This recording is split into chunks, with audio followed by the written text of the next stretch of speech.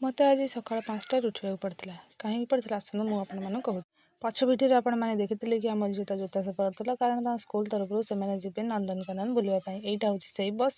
ତେଣୁ ସେମାନେ ସକାଳୁ ସକାଳୁ ବାହାରିକି ଆସିଯାଇଥିଲେ। ତାଙ୍କୁ ମୁଁ ନେଇ ଆସିଥିଲି ସ୍କୁଲ ପାଖକୁ ଛାଡ଼ିବା ପାଇଁ। ସ୍କୁଲ ପାଖ ଛାଡ଼ିକି ଆମେ ଚାଲୁ କରୁ। ତାପରେ ମୁଁ ବ୍ରସ୍ କରିଦେଇଥିଲି, ମୁଁ ଟିକେ ରୁଟି ଖାଉଥିଲି। ତାପରେ ଦେଖନ୍ତୁ ଇଏ କେମିତି ମୋତେ ଛଡ଼େଇକି ରୁଟି ଖାଇଦେଉଛି। ତା 4ଟା ଦାନ୍ତ ଆଗକୁ ବାହାରି ଆସୁଛି। ଟ୍ୟୁସନ୍ ସାରି ଦେଇଥିଲି। ତାପରେ ଦେଖନ୍ତୁ ଏମାନଙ୍କୁ ମୁଁ ଖେଳଉଥିଲି।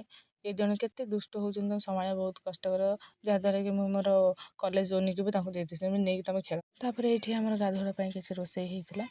ଆଉ ଆଳୁ ତ ମୋ ବୋଉ ପକାଇ ନଥିଲା, କାରଣ ମୁଁ ବେଶୀ ଆଳୁ ଖାଉଛି ବୋଲି। ସାରୁ ପକାଇ ଦେଇଥିଲା, ଯେଉଁଟାକି ମୋର ପରମ ଶତ୍ରୁ।